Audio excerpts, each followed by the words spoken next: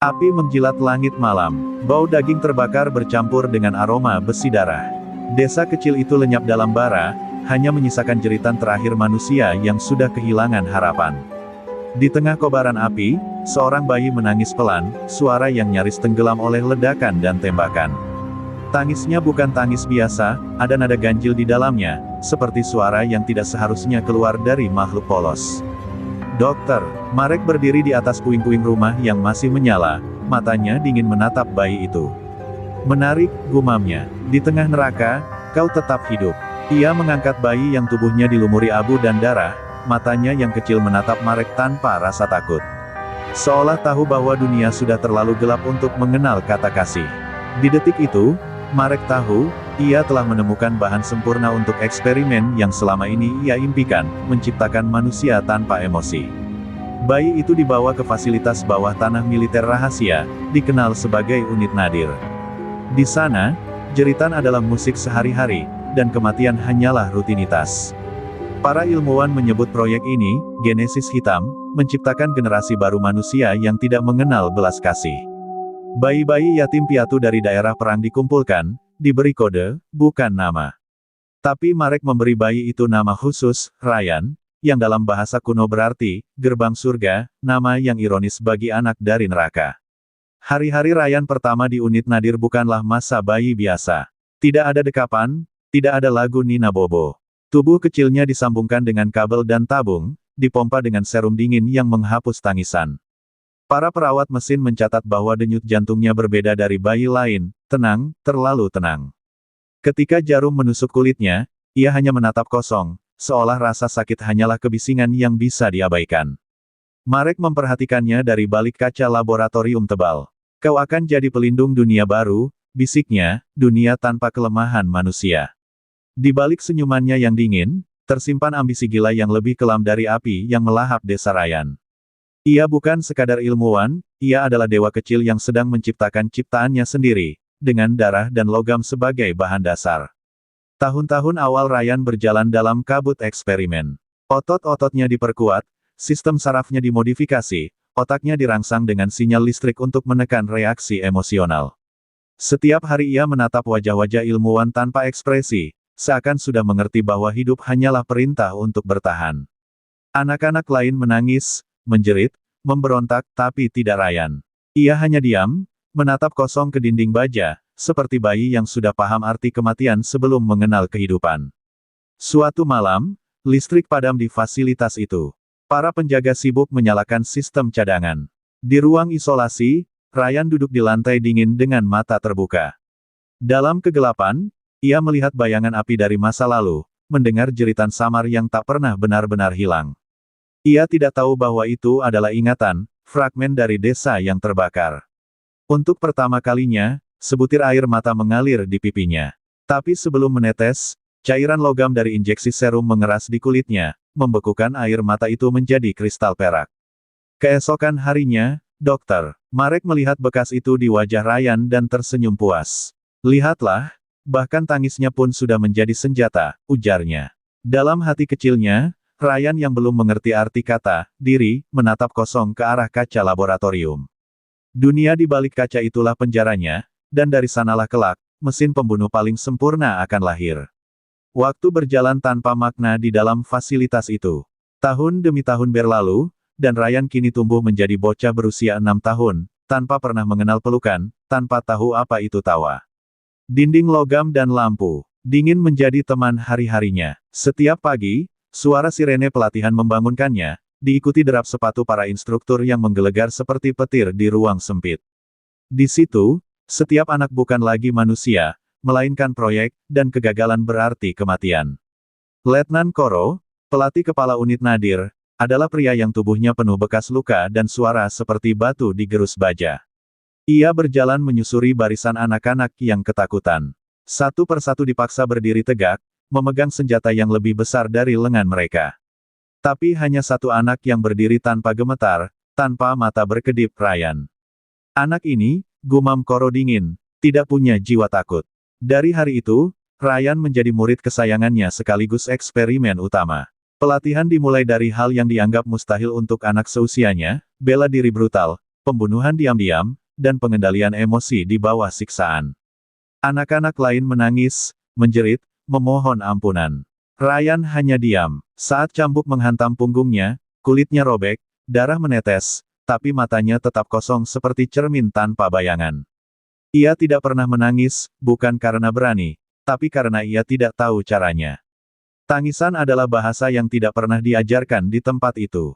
Suatu malam, Letnan Koro menguji mereka dengan permainan kejam. Seekor anjing lapar dilepaskan ke ruangan. Siapa yang bertahan hidup, akan makan malam ini, katanya datar. Anak-anak panik, berlari ketakutan. Tapi Ryan diam di tempat. Saat anjing itu melompat menerkam, tubuh kecilnya bergerak cepat, dingin, presisi. Dalam sekejap, ia mematahkan leher binatang itu dengan tangan kosong. Ruangan hening. Darah menetes di lantai, dan untuk pertama kalinya, Koro tersenyum. Kau bukan anak, Ryan, katanya perlahan. Kau mesin. Malam itu, Ryan dikurung sendirian di ruang baja. Di luar, hujan turun deras, membasahi dunia yang tidak pernah ia kenal.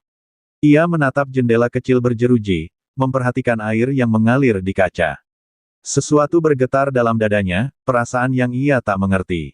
Apakah itu sedih? Ataukah hanya rasa dingin dari logam di sekitarnya? Ia mencoba menangis, tapi tidak ada air mata. Hanya keheningan yang panjang dan menusuk. Dokter, Marek datang membawa hasil pemeriksaan otak.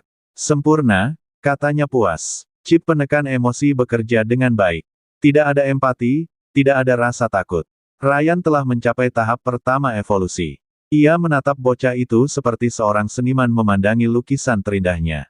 Tapi di balik kaca laboratorium, di pantulan matanya sendiri, Ryan melihat sesuatu, bayangan seorang anak kecil yang menatapnya dengan pandangan sedih.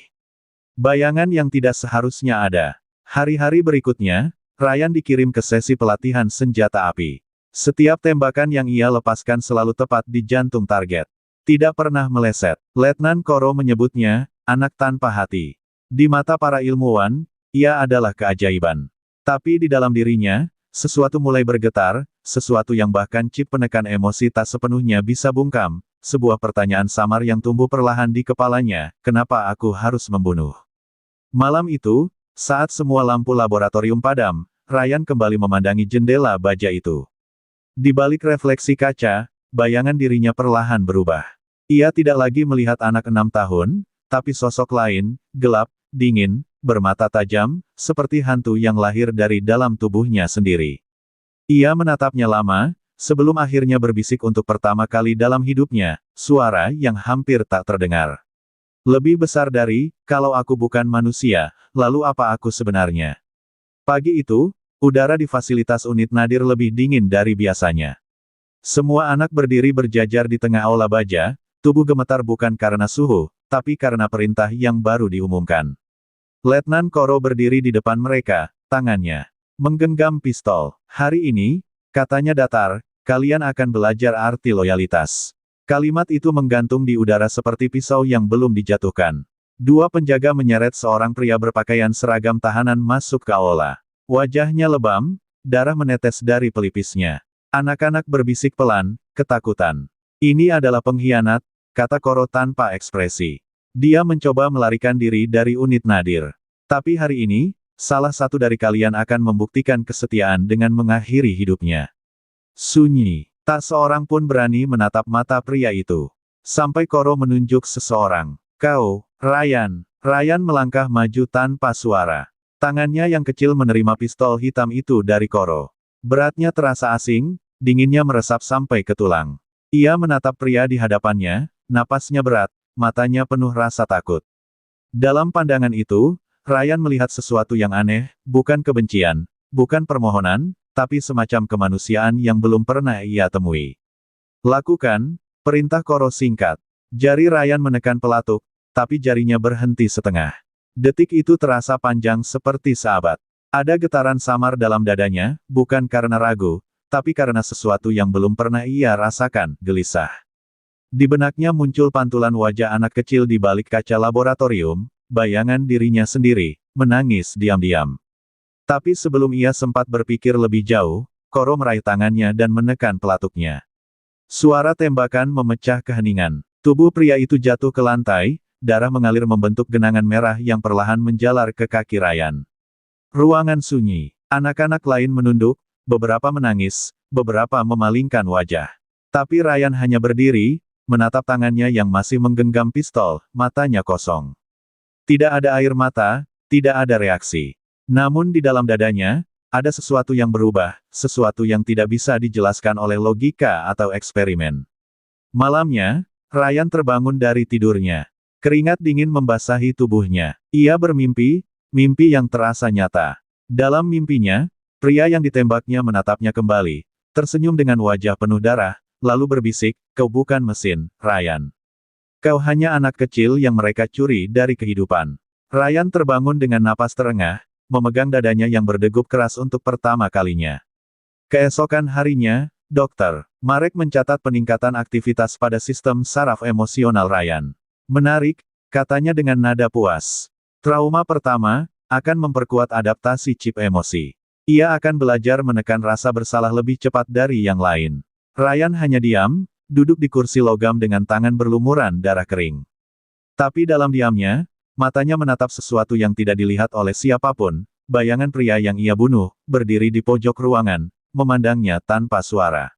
Sejak hari itu, anak-anak mulai memanggilnya dengan satu julukan, si Hening.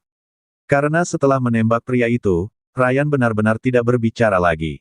Ia tidak menangis, tidak tertawa, tidak menolak. Tapi di malam-malam sunyi, ketika semua lampu dimatikan dan hanya suara mesin terdengar, kadang terdengar bisikan lirih dari ranjang Ryan, suara yang bahkan kamera pengawas tidak bisa rekam. Lebih besar dari, "Maaf, aku tidak tahu kenapa aku melakukannya." 3 tahun berlalu sejak malam itu, sejak peluru pertama yang menodai hidupnya. Ryan kini berusia 13 tahun. Tubuhnya lebih kuat, refleksnya lebih cepat, dan pikirannya lebih tajam dari anak manapun di unit Nadir. Ia tidak lagi dipanggil dengan nama Ryan. Di fasilitas itu, mereka menyebutnya Subjek 09, simbol keberhasilan proyek Genesis Hitam. Tapi bagi Ryan, setiap angka, setiap latihan, setiap darah yang mengering di tangannya, terasa seperti rantai tak kasat mata yang menjerat jiwanya sendiri. Di setiap cermin yang ia lewati, Ryan mulai melihat sesuatu yang ganjil. Wajahnya sendiri, tapi bukan dirinya. Bayangan itu menatapnya dengan mata merah, senyum tipis di sudut bibir, seolah mengejek. Kadang ia melihat bayangan itu tertawa ketika ia diam. Kadang bayangan itu bergerak lebih dulu sebelum tubuhnya bergerak. Semakin hari, refleksi itu terasa hidup, seolah ada dua Ryan, satu yang dikendalikan oleh chip, dan satu lagi yang berteriak minta dibebaskan. Letnan Koro mulai menyadari perubahan pada anak didiknya itu. "Kau kehilangan fokus," katanya dingin sambil memukul meja latihan. "Apa kau mulai merasa bersalah, Ryan?" Tapi anak itu tidak menjawab. Ia hanya menatap lurus ke depan, sementara dalam pikirannya suara lain berbisik, lirih tapi jelas, "Kau bukan mesin. Jangan percaya mereka." Ryan mulai kehilangan tidur. Ia terbangun di malam hari, mendengar napas seseorang dari balik cermin kamarnya, padahal ruangan itu terkunci rapat. Suatu malam, setelah sesi latihan brutal, Ryan berdiam di depan cermin besar di ruang mandi. Lampu berkelap, dan dari pantulan kaca, bayangan dirinya menatap balik dengan mata tajam yang bukan miliknya. "Kenapa kau terus menatapku?" bisiknya pelan. Bayangan itu tersenyum samar dan menjawab dengan suara yang sama seperti miliknya, tapi lebih dalam, lebih dingin, "Karena aku adalah dirimu yang sebenarnya, yang mereka kubur dalam tubuh mesin ini." Cermin bergetar, dan untuk sesaat, pantulan itu bergerak mendekat, seolah ingin keluar. Ryan memecahkan cermin itu dengan tinjunya. Pecahan kaca meneteskan darah dari tangannya. Tapi anehnya, rasa sakit itu menenangkan. Untuk pertama kalinya, ia merasakan sesuatu yang nyata, rasa perih, bukan karena pelatihan atau eksperimen, tapi karena dirinya sendiri. Ia menatap darah yang menetes di lantai, mengalir seperti tinta merah, membentuk bayangan wajah pria yang dulu ia bunuh. Bayangan itu tersenyum lagi, berbisik pelan, "Kau tidak bisa melarikan diri dari dosa pertamamu." Hari-hari berikutnya menjadi lebih gelap. Dokter Marek memperketat kontrol chip di otaknya. "Kau terlalu sering memimpikannya hal-hal yang tidak ada," katanya dingin sambil menambah intensitas gelombang listrik di kepala Ryan. Setiap kali arus itu dialirkan, Ryan berteriak tanpa suara, tubuhnya bergetar hebat, tapi matanya tetap terbuka menatap langit-langit ruangan. Ia mulai kehilangan perbedaan antara mimpi dan kenyataan. Dalam satu sesi pengujian, Ryan dipaksa membunuh lagi, tahanan baru yang diikat di depan kelas pelatihan. Tapi kali ini, ketika darah itu memercik di wajahnya, ia tidak merasa kosong. Ia merasa marah. Marah bukan karena diperintah, tapi karena ia sadar setiap peluru yang ia lepaskan membuatnya semakin jauh dari dirinya yang dulu. Saat semua orang memuji ketepatan tembakannya, Ryan hanya menatap tangannya sendiri, bergetar, seolah bertanya, berapa banyak darah yang harus kutumpahkan agar aku bisa merasa hidup. Malam itu, ia kembali ke kamarnya. Pecahan cermin masih berserakan di lantai. Ia berlutut, memungut satu serpihan, dan menatap wajahnya yang terpantul di sana. Wajah itu tersenyum lagi, kini dengan tatapan yang lebih lembut. Kau tidak sendirian, Ryan, katanya. Aku akan membantumu keluar. Ryan menggenggam serpihan kaca itu erat, darah mengalir dari telapak tangannya, tapi ia tidak peduli. Untuk pertama kalinya, ia menjawab balik, dengan suara gemetar namun tegas. Lebih besar dari, kalau begitu, bantu aku menghancurkan mereka. Langit malam di luar fasilitas unit Nadir tampak seperti jurang hitam yang tak berujung. Untuk pertama kalinya sejak dilahirkan di tempat itu, Ryan melihat dunia luar, bukan dari balik kaca laboratorium, tapi dari helikopter militer yang membawanya menuju misi pertamanya. Di bawah sana, lampu-lampu kota berkelap-kelip seperti bintang palsu. Kau siap, Subjek 09. Suara Letnan Koro terdengar lewat interkom. Ryan hanya menjawab datar, siap. Tapi di balik suara dinginnya, dadanya terasa sesak, seperti ada sesuatu yang menggeliat, rasa takut, atau mungkin kesadaran. Target malam itu adalah Senator Ivanov, seorang politisi yang diam-diam mengetahui eksistensi unit Nadir dan berniat membongkarnya. Ryan dikirim untuk membungkamnya, dengan instruksi sederhana, tidak ada saksi. Misi itu dilakukan di tengah pesta amal mewah. Ryan menyusup lewat ventilasi, bergerak senyap seperti bayangan hidup. Setiap langkahnya terlatih, setiap napasnya teratur. Tapi di balik semua kesempurnaan itu, matanya menangkap sesuatu yang belum pernah ia lihat sebelumnya, orang-orang yang tersenyum, menari, tertawa tanpa rasa takut. Ia memandangi mereka dari atas, bingung. Mereka, berbeda, bisiknya pelan. Bayangan di dalam kepalanya menjawab, itu yang mereka sebut bahagia. Kata itu asing, tapi menggema dalam pikirannya seperti lonceng dari masa lalu yang tak pernah ia miliki. Dalam sesaat, Ryan hampir lupa misinya. Hampir lupa bahwa di tangannya kini ada pistol dengan peredam suara. Namun suara Letnan Koro memecah pikirannya, Subjek 09, fokus. Target ada di ruangan utama. Hapuskan dia. Ryan bergerak cepat. Ia menemukan sang senator sedang berbicara dengan seorang anak perempuan kecil bergaun putih, mungkin putrinya. Ryan mengangkat senjatanya, membidik kepala sang senator dari kejauhan. Tapi saat ia menarik pelatuk, mata anak kecil itu menatap langsung ke arahnya. Tatapan itu, murni, polos, penuh ketakutan, menembus pertahanannya yang dingin. Jari Ryan berhenti. Dalam sepersekian detik, semua pelatihan, semua conditioning, semua perintah, seolah kehilangan maknanya. Suara tembakan akhirnya terdengar, tapi bukan dari pistol Ryan. Dari luar jendela, sniper cadangan mengeksekusi target atas perintah Letnan Koro. Tubuh sang senator terjatuh di pelukan anaknya. Jerit tangis gadis itu memenuhi aula. Ryan terpaku, tidak bisa bergerak. Matanya membesar, napasnya berat. Ada sesuatu yang terbakar di dalam dadanya, bukan karena chip, tapi karena rasa yang selama ini dipaksakan untuk tidak ada penyesalan. Setelah misi, Ryan duduk diam di helikopter. Tangannya bergetar halus, masih memegang pistol yang belum sempat ditembakkan. Kenapa kau tidak menembak? Tanya Koro dingin. Ryan tidak menjawab, tapi di dalam pikirannya, bayangan dirinya berbisik lirih, karena kali ini, kau melihat manusia, bukan target. Koro menatapnya tajam, mencatat setiap perubahan kecil di wajah Ryan. Ia tahu sesuatu mulai retak di dalam mesin yang diciptakannya itu. Setibanya di fasilitas, Dokter Marek segera memeriksa data chip emosi di otaknya. Menarik, ada sinyal deviasi, katanya. Kau merasakan sesuatu, bukan? Ryan menatapnya tajam, tapi diam. Marek tersenyum sinis. Itu hanya gangguan sementara. Aku akan menghapusnya. Namun sebelum dokter itu beranjak, Ryan menahan tangannya.